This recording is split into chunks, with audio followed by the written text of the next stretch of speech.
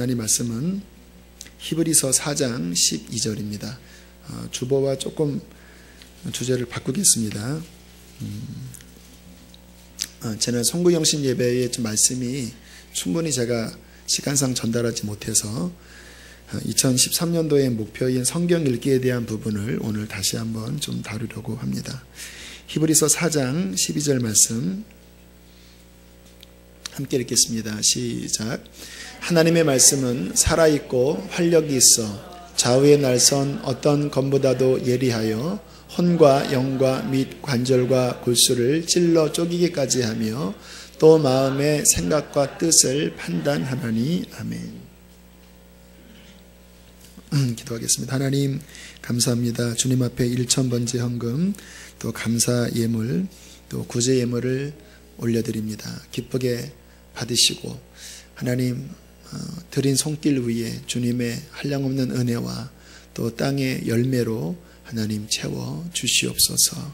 드리지 못한 손길도 주님께서 기억하시고 늘 하나님께 감사하는 마음 충만케 하옵소서. 예수님의 이름으로 기도했습니다. 아멘. 지난 송구영신 예배에 주님이 주신 말씀은 새해에는 말씀을 더 열심히 먹자, 이런 말씀을 드렸죠. 여러분이 좋아하는 음식이 무엇인지 술이면 술이라고 생각하고 가장 좋아하는 음식이라고 생각하고 그것을 대하듯이 말씀을 먹자라는 거예요. 의무적으로 율법적으로 하루에 간신히 한 장, 두 장 그냥 간신히 읽어 치우는 게 아니라 정말 사모하는 마음으로 말씀을 읽는 것이 신앙의 중요한 목표가 되기를 원합니다. 영적 생활도 해보면요, 목표가 있는 것이 훨씬 유익합니다.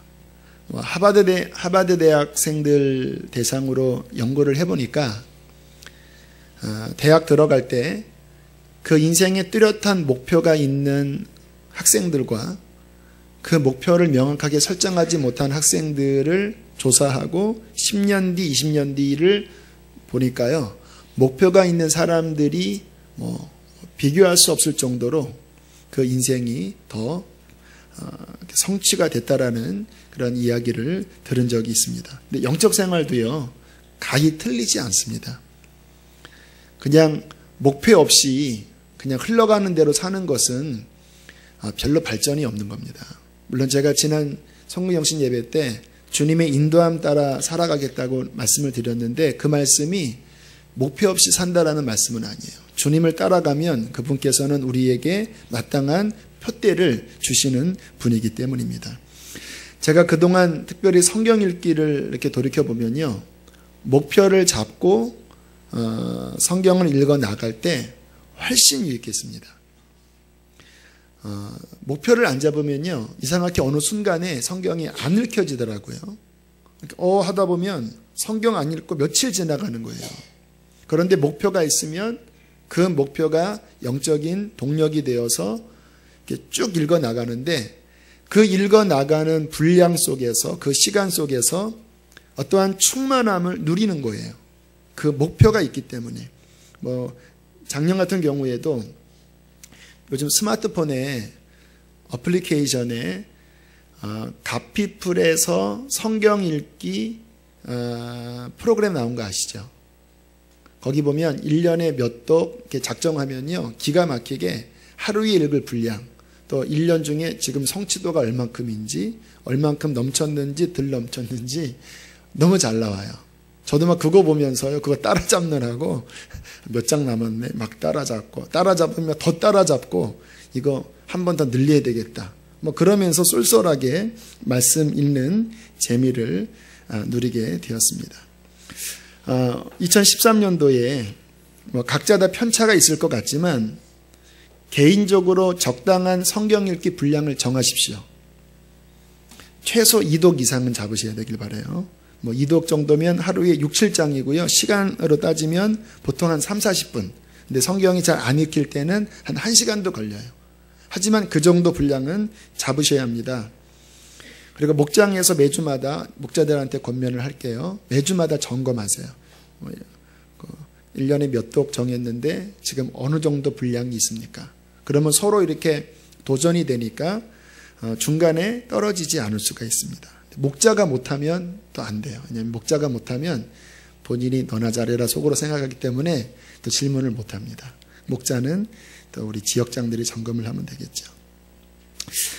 어제 밤인가 한 교우께서 저에게 이러한 메일을 보내오셨습니다.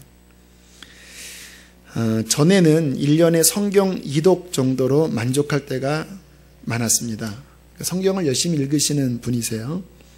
그런데 성경을 많이 묵상하라고 하는 목사님의 권면으로 이제 연말쯤에 35일 만에 성경을 일독하게 된 것은 전적인 성령님의 은혜였습니다.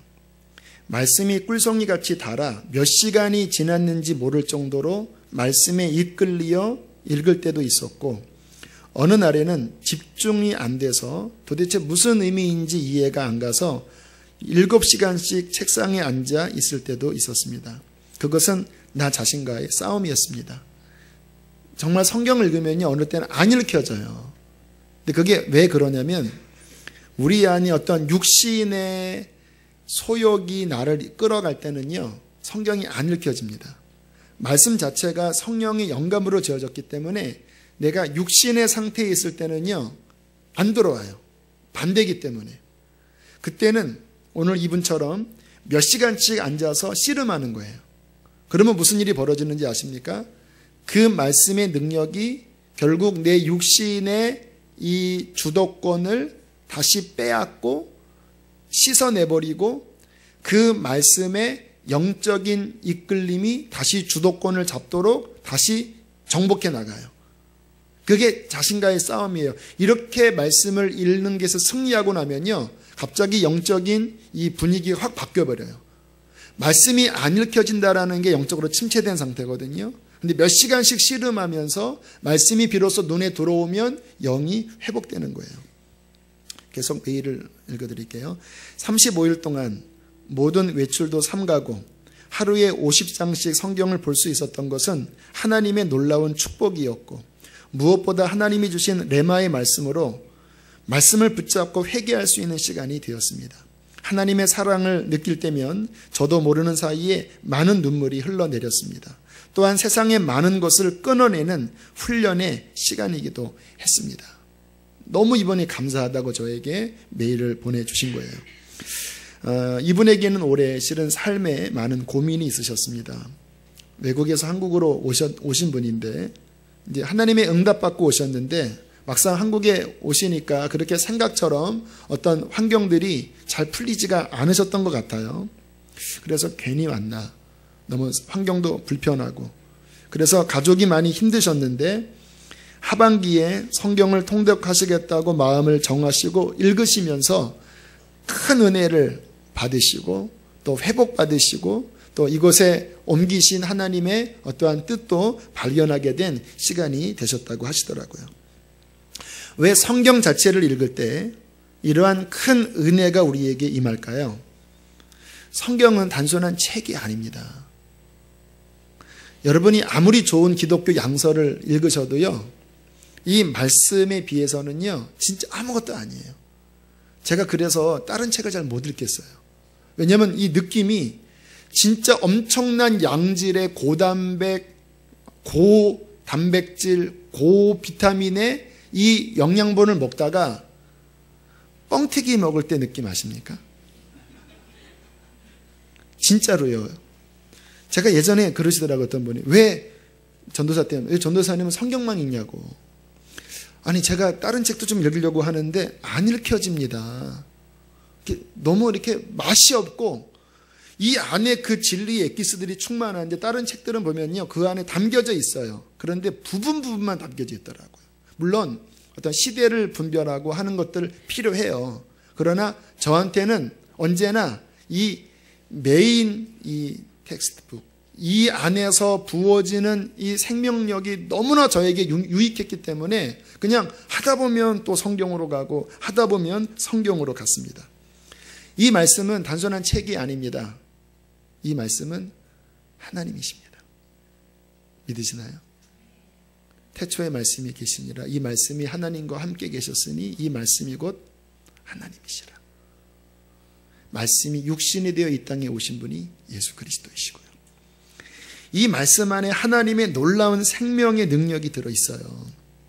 오늘 본문을 다시 한번 읽어보세요. 본문 시작. 하나님의 말씀은 살아있고 활력이 있어 좌우의 날선 어떠한 검보다도 예리하여 혼과 영과 및 관절과 골수를 찔러 쪼개기까지 하며 또 마음의 생각과 뜻을 판단하나니. 하나님의 말씀이 살아 움직인다라는 거예요. 검처럼 날카롭다라는 거예요. 막 속에 있는 것들을 다 이렇게 드러내면서 하나님 앞에 우리를 정결하게 한다라는 거예요. 어떤 분은요, 주님 처음 만났을 때, 성령 충만하셨을 때이죠. 막 성경을 읽는데 히브리서, 제일 어려운 말씀 중에 하나죠. 근데 히브리서를 읽는데 그때가 아마 이분이 고등학생쯤이었을 것 같아요. 그냥 한 절을 읽다가 막 너무 막 충만해갖고 또 제가 히브리서 읽어드릴게요. 어떤 내용인지.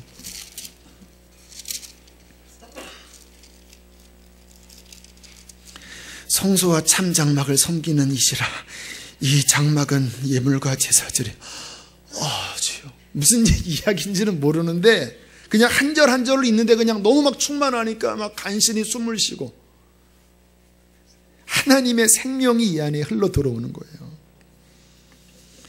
저 같은 경우는요, 이 말씀 가지고 씨름했을 때 한 절 가지고 막 몇 시간씩 주님 앞에 여쭤봤던 적이 있습니다.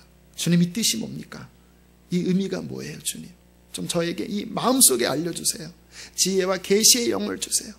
막 그렇게 하다 보면 어느 순간에 막 진짜 이 위로 진짜로 전기 같은 게 찌릿찌릿 막 뜨거운 게 들어오기도 하고요. 막 어때는 막 물이 막 샤워처럼 막 슉슉슉 막 내려오기도 하고요. 그때가 불과 21살, 2살, 3살이에요. 막 그 상태에서요, 우리 학교에서 잠깐 기도 손잡고 그 학교 앞에 아레오바고라고 마당 같은 데서 기도를 하는데 눈을 감으니까요, 그냥 막 능력 있는 기도가 나가는 거예요. 그 잠깐 그냥 스쳐 지나가는 형식적인 기도를 하는 시간이었는데 막 눈 감으니까 막 환청이 들리고 막 잃어버린 영혼들의 환청이 들리고 말씀이 충만하니까 엄청난 하나님의 은혜가 누려지더라고요. 그리고 막 영적으로 침체됐을 때요, 그때 사도행전 28장을 1시간 반 동안 읽었습니다. 1시간 반 만에 일어났어요, 제 영혼이. 성경 통독을 하다가 병이 떠나갔다고 하는 간증, 귀신이 떠나간 그런 사례들이 무궁무진합니다. 이 말씀은 우리의 영적 생활에 강력한 무기예요.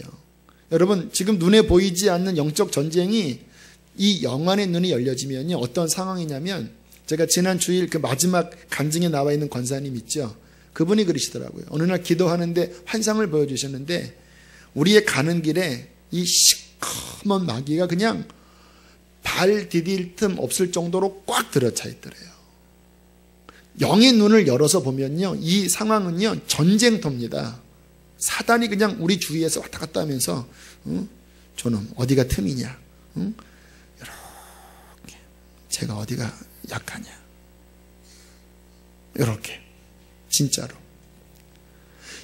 그래서 조금만 딴 생각하고 조금만 영적으로 흩어지면 왜 침체되는지 아세요? 득달같이 어저께 붙잡는 거예요. 이상한 생각 좀만 하면요, 그거 딱 붙잡고 그거 막 잡고 흔드는 거예요. 우리 넘어뜨리려고. 그러니까 이게 크리스찬들이 왜 기도하셔야 되냐면요, 왜 성경을 보셔야 되냐면 이 환경 자체가 이게 편안한 환경이 아니에요. 강력한 영적 싸움이 있는 이 환경 중에 성경은 무엇이 무기냐? 다른 건 다 그 방어용인데, 뭐 믿음의 방패, 뭐 구원의 투구, 뭐 의의 흉배, 다 방어용인데 오직 한 가지만 공격용 무기입니다. 뭐지요? 진리의 말씀, 곧 하나님의 검, 진리의 말씀. 말씀이 칼이에요. 말씀이 우리 안에 충만할 때 강력한 무기가 되어서 이 사탄과의 영적 전쟁을 이길 수 있는 거예요.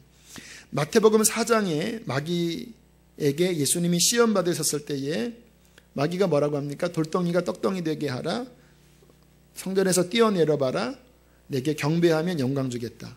그때 주님의 칼이, 주님의 공격이 다 기록된 바였습니다. 기록된 바, 신명기 말씀들이에요. 암송한 말씀이었습니다.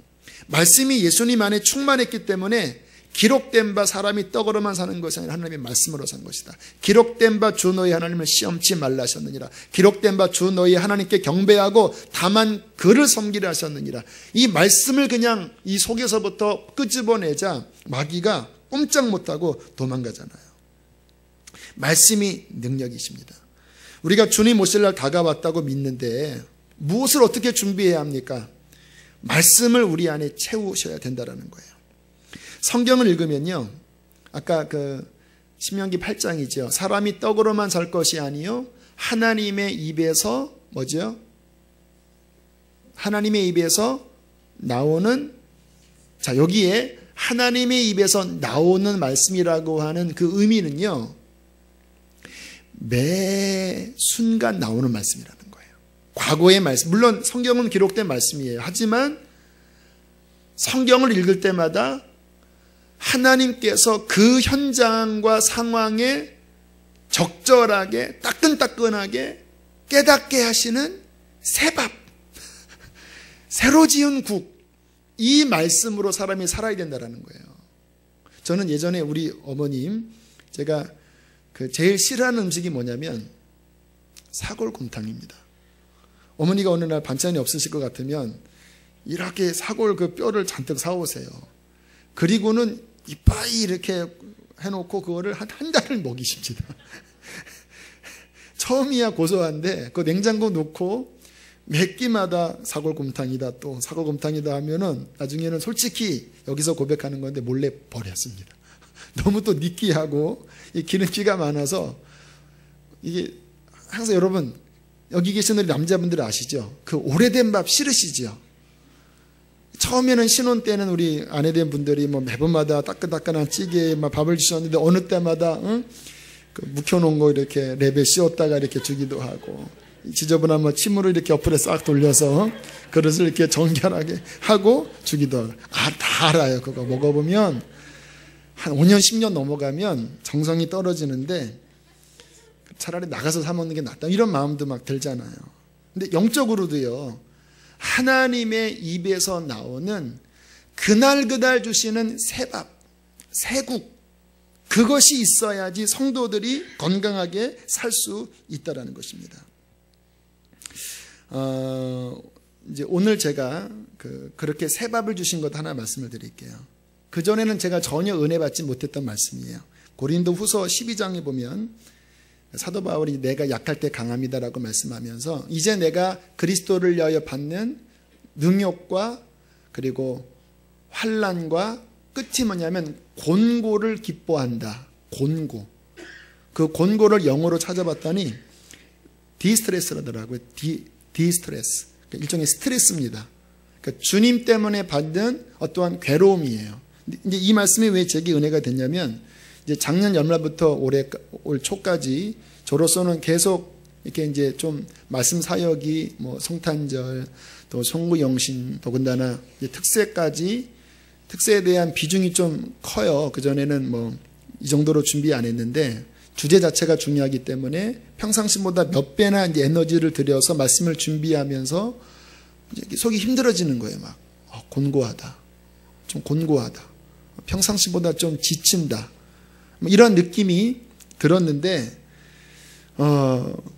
고린도후서 12장에 있는 그리스도를 위하여 곤고를 기뻐한다.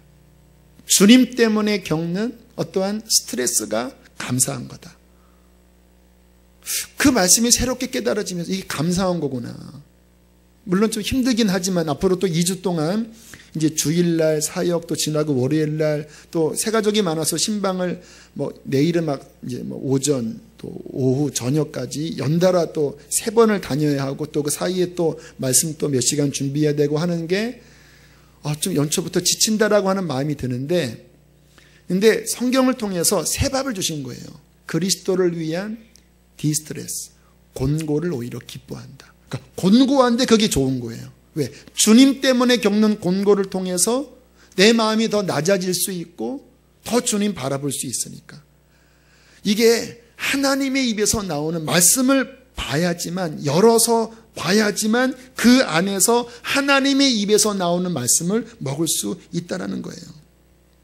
무엇보다 제가 말씀을 읽으면서 참 이 말씀 통독의 중요성을 깨닫는 게 뭐냐면요, 이게 말씀을 읽을 때마다 제 신앙이 그때마다 다시 이렇게 그 기준점으로 돌아오는 거예요. 여러분 그 피아노 조율하는 거 아시죠? 띵띵띵띵띵 하면서 그게 오래 지나면 이게 음이 떨어져요. 그거를 다시 맞춰야 되는 거예요. 그런데 이 신앙 자체가요, 조금 지나면요 이 정상 음에서 벗어나더라고요. 나도 모르는 사이에. 윤영방황이라는 이야기 들어보셨죠? 어떤 사람이 알프스에서 길을 잃었는데 빠져나가기 위해서 하루 12시간씩 걸었대요. 근데 그 본인 스스로 나오지 못하고 13일 만에 구출됐습니다. 나중에 알고 보니까요, 길을 잃은 그 장소로부터 반경 12km 이내에서 계속 돈 거예요. 하루에 12시간씩 걸었는데 돈 거예요. 왜 그랬냐면 사람이 이 방향 감각이 없기 때문에 사막이나 산길을 헤맬 때 앞으로 가는 것 같지만 자기도 모르는 사이에 점점 원형으로 돈다라는 거예요. 그래서 이 윤영방황을 하지 않으려면 나침반이나 어떤 북극성을 바라보고 그 기준점을 가지고 걸어가야지만 방황하지 않게 되는 거거든요. 우리 신앙도 마찬가지라는 거예요. 제가 성경 읽으면서 깜짝 놀라는 것은요, 저는 그래도 교회 일을 하니까 영적인 것만 생각하는 사람이잖아요. 교회 부흥, 뭐 성도들 영적으로 양육하는 거, 제가 막 그 외에 뭐가 더 있겠습니까? 그런데 이 상황에 대해서 제가 나름대로 생각을 해요. 다 영적 생각 같아요. 그런데 성경을 읽으면요, 그게 삐뚤어져 있어요. 영적 생각 같은데 삐뚤어져 있어요. 하나님이 우리 교회 부흥케 하고 계시죠. 공간 현상, 부족 현상이 지금 올해 기도 제목이에요. 뭐 유치부, 어린이부, 또 뭐 우리 2부 예배도 지금 이제 의자가 모자란 상황이 되고 있어요. 감사한 일입니다. 그런데 작년 12월에 성경을 마태복음을 읽었습니다. 근데 갑자기 머리에 띵 하니 깨달아지는 게 있는 거예요. 그것이 뭐였냐면, 하나님의 원 그림은 개교회 부흥이 아니다. 하나님 나라 부흥이다. 너 교회가 부흥할 때 거기에 집중하다 보면 성경에서 하나님이 원하시는 선교 완성, 하나님 나라 완성, 그거 놓칠 수 있다. 끊임없이 너는 어떻게 그러면 선교사들을 돕고, 어떻게 이 교회가 우리 안에 머무는 것이 아니라 열심히 열방을 향하여 진격해 나아가고, 이런 쪽에 계속 열어야지. 거기에 관심 안 가지면 너 잘못될 수 있다. 이 깨달음이 갑자기 임하는 거예요. 그래서 우리 그 선교 담당하시는 전도사님 그 올해 그 선교 목표를 이야기를 하실 때 인터콥과 연계해서 더 강화된 교육, 제대로 된 선교 훈련 프로그램을 만들어서 이번 여름에 정말 훈련된 군사들이 열방을 향하여 나가자고 그렇게 이야기를 했어요. 물론 성경에 구체적으로 개교의 부흥은 뭐 아니고 이런 이야기는 없어요. 그러나 성경 자체를 보면 그 말씀 안에 하나님의 원 그림, 하나님의 마음이 담겨져 있는 거예요. 그 말씀을 비로소 볼 때 지금 내 삶에 내가 생각하는 것이 어떻게 핀트가 틀린지가 원 말씀을 보면 깨달아지는 거예요. 무슨 말인지 이해가 되시죠? 그러니까 끊임없이 말씀을 보면서 계속 기준점을 잡아 나가야지만, 안 그러면요, 자기가 만든 하나님, 자기가 만든 신앙 안에 하나님의 뜻인 줄 알고 열심히 했다가 결국 하나님의 뜻이 아닌 경우가 얼마나 많이 드러나는지 몰라요. 박보영 목사님이 그러시더라고요. 많은 사람이 자기가 만든 하나님을 섬기고 있대요. 자기가 만든 하나님. 많은 분들이 오랫동안 신앙생활하고 또 개인적으로 신령하다고 생각하여 기도도 많이 하시지만 성경을 읽지 않으면요, 저처럼 어느 순간에 영적으로 윤영방황하게 됩니다. 하나님의 뜻인 줄 알았는데 자신의 경험, 인간적인 생각과 아집, 자신의 지식으로 이렇게 기울어져 들어갈 때 100% 순전하지가 않는 거예요. 열심히 목회하는데 하나님 나라의 생각과 핀트가 어긋날 때 이게 또 문제가 생길 수 있는 거예요. 그래서 성경 자체를 충만하게 읽는 것이 너무나 중요하다는 것입니다. 자, 그러면 우리는 성경을 어떠한 마음으로 읽어야 할까요? 제가 성경을 읽어보니까 태도가 중요합니다. 성경을 읽을 때 기도하고 읽는 것과 그냥 읽는 것과 달라요. 또 저는 이제 성경을 나름대로 많이 봤으니까 어떤 그 태도가 가끔 주어지냐면, 그래, 이 성경을 또 잘 한번 연구해 볼까? 그러니까 내가 성경을 읽어 나가는 시기예요. 문제가 있습니까? 잘 들어보세요. 내가 성경을 더 알아가고 읽어 나가는 거예요. 문제가 있나요? 문제 있습니다. 여러분, 말씀은 하나님이십니다. 말씀이 나를 읽어 내려가야지 내가 말씀을 뭔가 이렇게 가지고 한다라고 하는 생각조차도 온전하지 않는 거예요. 그래서 어느 순간에 이게 아니구나, 내가 성경을 많이 안다고 내가 또 성경을 읽어야지 하는 게 온전치 못하구나. 주님, 말씀이 나를 읽어주십시오. 이 말씀이 나를 살피십시오. 이 말씀이 내게 어떠한 문제가 있는지를 보여주셔서 저를 이 말씀에 맞춰주십시오. 그랬더니요, 또 이 말씀이 다가오는 느낌이 전혀 달라지는 거 있죠.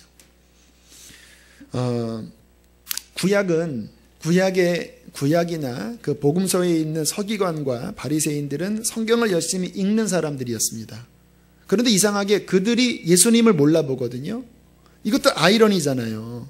제가 지금 여러분들에게 성경을 열심히 읽으라고 했는데 서기관 바리새인들이 성경 읽다가 주님도 못 알아보잖아요.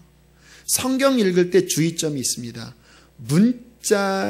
문자주의로 읽으면 안 돼요. 이 말씀 속에서 예수님을 만나려고 하셔야 합니다. 이해가 되시나요? 이 말씀이 예수님이신데 이 말씀 안에서 예수 그리스도를 만나려고 하는 주님을 사랑하는 마음으로 말씀을 대하면요, 이 말씀 안에서 예수님이 만나져요. 그런데 교만하게 어떤 문자를 연구하는 식으로 들어가면 글자밖에 안 보여요. 문자는 사람을 살리지 못해요. 영이 살립니다. 이 말씀을 지으신 성령님으로 말미암아 주님, 저는 이 말씀의 창을 통하여 예수님 만나기 원해요. 예수님을 알길 원해요. 이 성경이 예수님에 대한 기록 아닙니까? 이 말씀이 예수님 아닙니까? 주님, 이 말씀 속에서 예수님 당신을 만나고 사랑하기를 원합니다라는 중심을 가지고 접근할 때 여러분들은 말씀 안에서 생명의 근원이신 예수 그리스도를 만나게 될 것입니다. 이제 태도가 중요한 거예요. 자, 구체적으로 그러면 어떻게 읽으셔야 되냐면요, 나는 말씀을 모르는 사람이다라고 생각하시고 읽으셔야 합니다. 그래야지 겸손하게 말씀을 빨아들여요.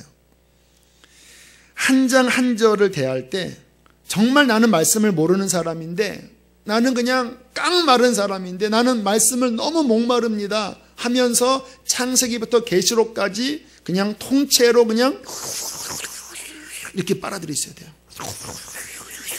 너무 막 창세기 막 한 장 읽었다 이게 아니라 막 창세기, 야곱, 요셉, 출애굽기 막 계속 막 그냥 막 틈만 나면 빨아들이셔야 돼요. 아까 그 첫 예화에 나와 있는 그 권사님 같이 그 목마름으로 그냥 말씀을 빨아들이셔야 돼요. 어떤 목사님이 그런 간증하시더라고요. 그 물린디 목사님이 작년인가 재작년에 그 서울 큰미등교회 오셔서 말씀을 전해 주셨는데, 그 제목이 나는 네가 말씀을 모른다라는 것을 알기를 원한다. 좀 헷갈리죠? 나는 네가 말씀을 모르는 자라는 것을 알기를 원한다. 아무튼 그런 내용의 주제였는데 꼭 제가 이야기하고 싶은 그 말씀을 그대로 전하시더라고요. 유튜브에 존 물린디 하면 그 영상이 있으니까 들어보세요. 자, 잠깐 설명을 하면요, 주님께서 너 말씀 좀 읽어라 그러시더래요. 그래서 나 말씀 아는데요, 너 말씀 몰라. 제가 왜 몰라요? 저는 아는 것 같은데요. 그랬더니 주님께서 하시는 말씀이, 네가 알고 있는 말씀은 여기 몇 군데 저기 몇 군데 들어주신 지식이고, 그리고 어떤 목사님이 설교했을 때 들었던 그런 내용들이 채워져 있는 거고, 또 책을 볼 때 그 책에 인용되었던 그 말씀이 군데군데 쌓여져 있는 거지, 너 스스로 창세기부터 계시록까지 보면서 네가 그 말씀 자체를 통해서 얻어진 말씀이 너한테 없다. 그렇게 말씀하시더래요. 아닌 것 같은데요. 그래서 주님께 좀 반항하다가 그 다음 이제 어느 날 기도할 때 하나님 기도할 때 이제 말씀 인용하잖아요. 뭐 이러한 말씀을 말씀하지 않으셨습니까? 주님 응답해 주소서. 그랬더니 주님께서 내가 인용한 말씀이 어디 있냐 그러시더래요. 성경에 있는데요. 한번 찾아봐라. 그래서 막 열심히 찾았대요. 어디 있더라 하면 찾았대요. 한번 봐라. 그리고 보니까 본인이 이 상황에서 주님 앞에 그 말씀 붙잡고 기도한 내용이 성경이 원래 이야기했던 것과 다르더래요. 그러니까 추측한 겁니다. 그냥 어서 들어주신 이야기가 있어서 그거 붙잡고 하나님 앞에 매달렸는데 원래 그 성경이 전하려고 하는 그 내용이 아니었던 거예요. 그래서 그리고 다음에 또 말씀 붙잡고 하나님 이 말씀 응답해 주세요. 또 그러시더래요. 그 말씀이 어디 있냐? 그리고 보니까 본인이 잘못 인용하고 있더래요. 그래서 비로소 인정했다고 한답니다. 제가 말씀을 모르는군요. 그리고 창세기부터 정말 하나하나 읽어나가기 시작을 할 때 주님이 이렇게 응답을 하셨다고 합니다. 만일 네가 정말 겸손하고 가난하고 간절한 마음으로 성경을 펴서 읽으면 내가 그곳에 너에게 임하겠다. 내가 너에게 임하여 너에게 하나님의 뜻을 계시하여 줄 것이고 내가 너를 그곳에서 만날 것이다. 이것은 물린디 목사님에게 주신 말씀이 아니라 우리 전체에게 주시는 말씀이에요. 우리가 정말로 어서 들어주는 지식이 아니라 정말 말씀 자체를 내가 사모해서 가난함과 겸손함과 주님을 향한 목마름으로 말씀을 펴시면 주님은 그곳에 임하셔서 여러분에게 진리 되신 예수 그리스도를 만나게 해 주실 것입니다. 여러분 스스로 한번 점검해 보세요. 여러분 말씀 알고 계시죠? 그런데 정말 여러분들이 말씀 속에서 얻어진 건가요? 아니면 어디서 들은 설교, 어디서 들은 간증, 어디서 들었던 책들, 어느 컨퍼런스에서 그 은혜 받았던 그런 내용들의 조합인가요?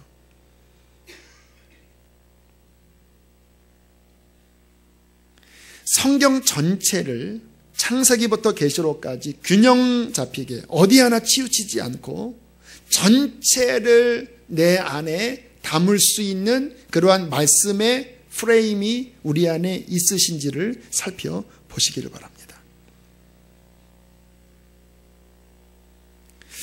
어떤 분들은 이렇게 말씀을 읽으실 때 말씀을 읽으시나요? 그러면은 읽으신다고 하는데 성령의 감동 따라 읽으세요. 그래서 어느 때는 마태복음 읽고 어느 때는 시편을 읽고 어느 때는 잠언이 31장이니까 31일 읽는 날은 한 장씩 잠언을 읽고 어느 날은 또 감동이 임해서 요한계시록을 읽고. 근데 그렇게 읽으시면 문제가 뭐냐면요, 레위기를 안 읽어요. 그리고 어려운 선지서 같은 거 안 읽어요. 평생 뭔가 이렇게 성령의 감동 따라 읽긴 읽었는데 실은 자기가 읽고 싶은 데만 읽었기 때문에 말씀이 균형 잡히지 않아요. 그래서 이야기를 해보면 뭔가 말씀 이야기는 하는데 말씀의 전체 그림에서 이렇게 찌부러져 있어요. 자수하시길 바랍니다, 그런 분들. 자, 그러면 제가 이 성경 통독에 대해서 우리 교우들에게 원하는 것이 무엇인지를 말씀을 드릴게요. 지금 제가 말씀드리는 게 좀 일반적인 것은 아닙니다. 근데 신기하게 그 물린드 목사님이 똑같은 이야기를 하시더라고요. 지금 제가 말씀드리는 게 시간도 좀 오래 걸리기는 해요. 그러나 이게 되기만 하면 엄청난 유익을 여러분들이 경험할 것입니다. 자, 제가 말씀드리는 것은 이렇게 정의할 수 있습니다. 따라하겠습니다. 내 안에서 말씀이 말씀으로 온전한 말씀의 집을 짓는 것이다. 무슨 의미일까요? 내 안에서 말씀이 말씀으로 온전한 말씀의 집을 짓는 것이다.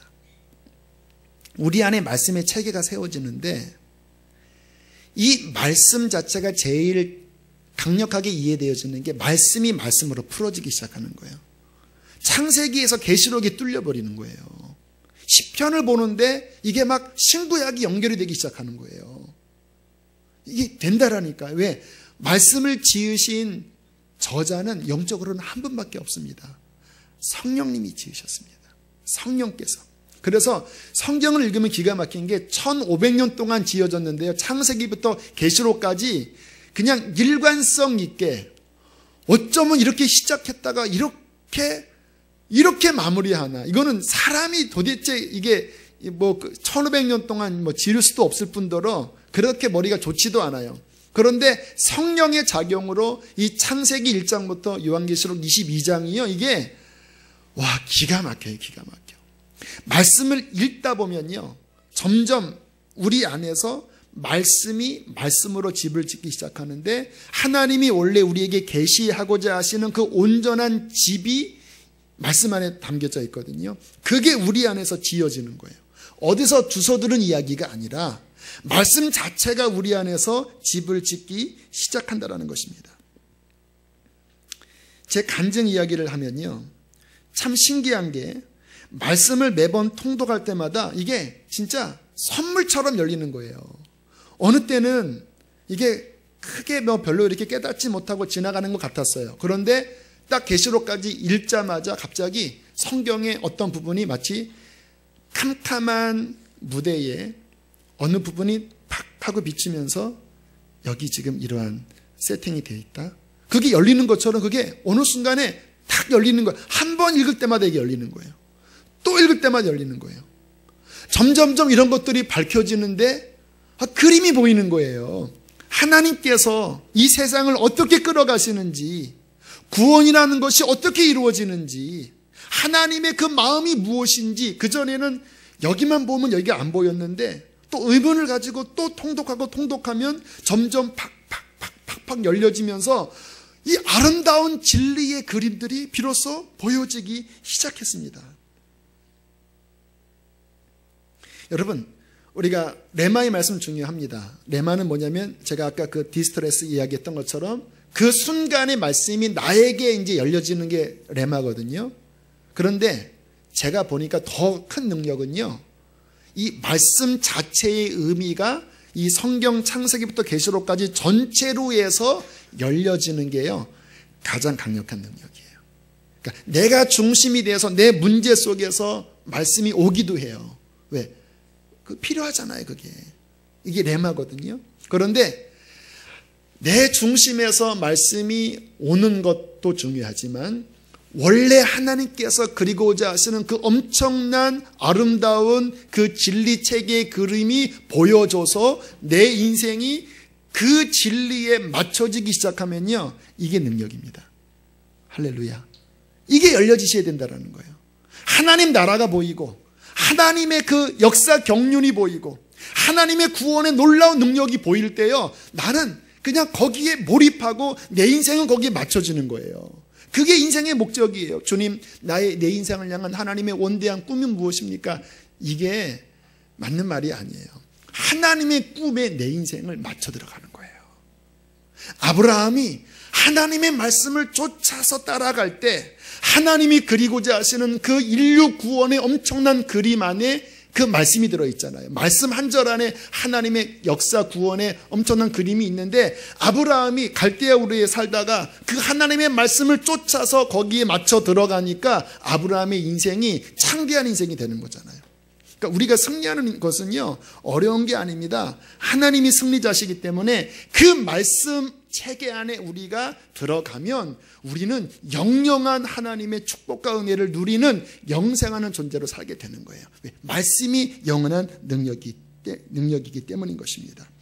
또 말씀을 제가 깨달을 때 제가 이게 교만함이 아니라요, 진짜 세상 지식이 아무것도 아니더라고요. 물론 세상의 박사들 또 뭐 과학자들의 지식이 뛰어나고 대단한 거긴 하지만 이 말씀이 열려지면 무엇이 보이냐면 하나님이 어떠한 분이신지, 세상이 어떻게 창조되었는지, 사람이 어떠한 존재인지, 우리가 어떻게 사는 것이 가장 잘 사는 것인지, 영원한 세계가 어떻게 펼쳐지는지, 지금 제가 말씀드린 이 중요한 인생 존재의 중요한 내용을 세상 어떠한 지식이 알려줍니까? 하나님이 어떠한 분인지 물리학이 알려줍니까? 인간이 어떻게 창조되었는지 창조의 원형을 누가 알려줘요? 어떻게 사는 것이 가장 온전한 것인지 어디서 알려줘요? 불경에서 알려줍니까?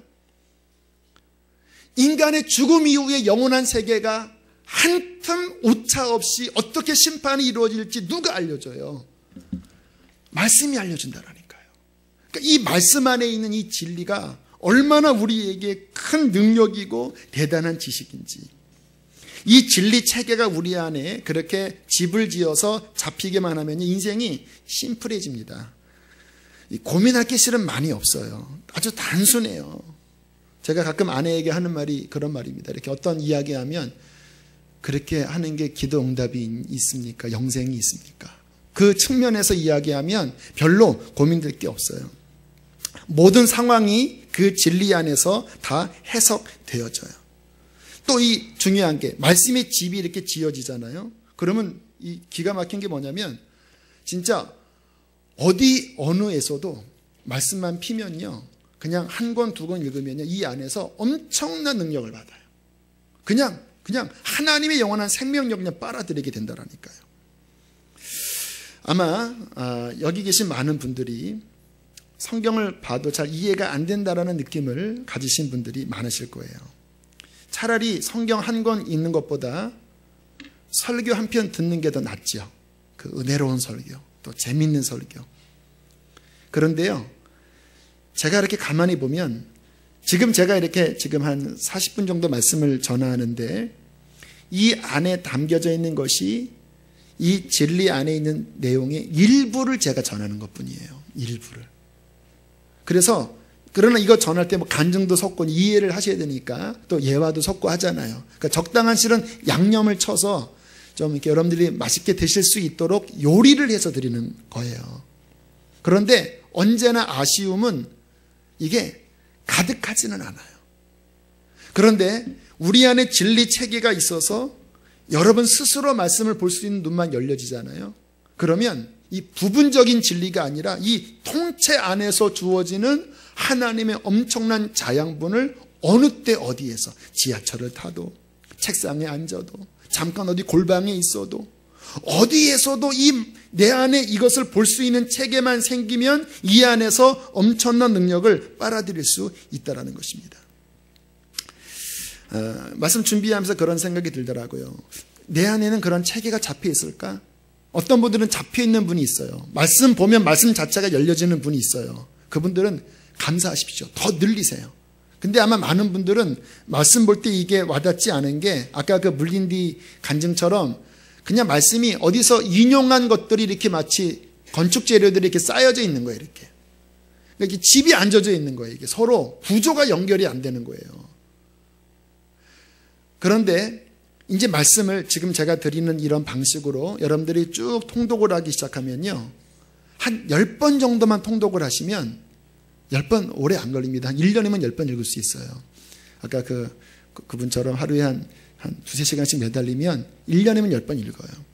그 정도만 읽으면요, 이게 기초가 세워지고, 그리고 점점 말씀의 윤곽이 성령 안에서 점점 기둥을 세우고, 각 칸들의 집을 짓고, 그 칸에 맞는 내용들이 들어가고, 그러면서 점점 하나님의 진리 체계가 우리 안에 온전하게 세워질 수 있어요.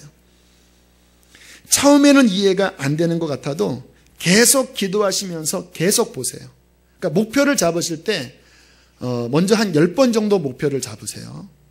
그러니까 하루에 한두 장 하지 마시고, 그리고 읽으실 때 권을 잡고 읽으세요. 권. 마태복음이면요, 마태복음을 쭉, 그러니까 빨리 이거 내가 통독한다라는 마음으로 기도하고, 또 여기 배경된 지식도 한번 참고하시고 마태복음을 쭉 한번 목표 잡고 보세요. 그러면 뭐 한 이틀이면 읽혀져요. 좀 최소한 늦더라도 한 3일이면 읽어요. 그러면 마태복음 1장부터 28장까지가 대충 잡혀요. 또 마가복음 읽으세요. 또 누가복음 읽으세요. 그렇게 하나하나 읽어나가기 시작하면 그게 말씀이 의외로 긴 책이 아니라 의외로 빨리 읽을 수 있는 책이라는 것이 깨닫게 될 거예요. 그리고 점점 기도하면서 성령님을 갈망하시면 성령께서 이 머리의 지식이 아니라 지혜와 계시의 영을 주셔서 하나님이 그리고자 하는 그 온전한 신앙의 그림들이 잡혀진다라니까요. 그게 놀라운 게 뭐냐면 거의 비슷해요. 그렇게 제게 깨달았던 말씀이 다른 분도 그렇게 성령 안에서 보잖아요. 거의 비슷해요. 그러한 말씀의 충만함들이 여러분의 신앙과 가정 안에 충만하게 채워질 때에 여러분은 하나님의 말씀의 사람으로 이 마지막 시대에 승리하게 될 것입니다. 다시 말씀을 정리합니다. 10번 목표 잡으시고 그 다음에 30번, 그 다음에 한 50번 정도면 이 체계가 이제 어느 정도 잡힐 수 있을 것입니다. 올해가 그것을 출발하는 기초를 잡는 원년으로 잡으시고 우리 교회가 저는 성도님들이 이러한 체계가 잘 설 수 있는 그러한 교우들로 이끌기를 원합니다. 함께 이 시간 우리 찬양하고 기도하겠습니다. 우리 찬양 주의 약속하신 말씀 위에서 찬양합니다.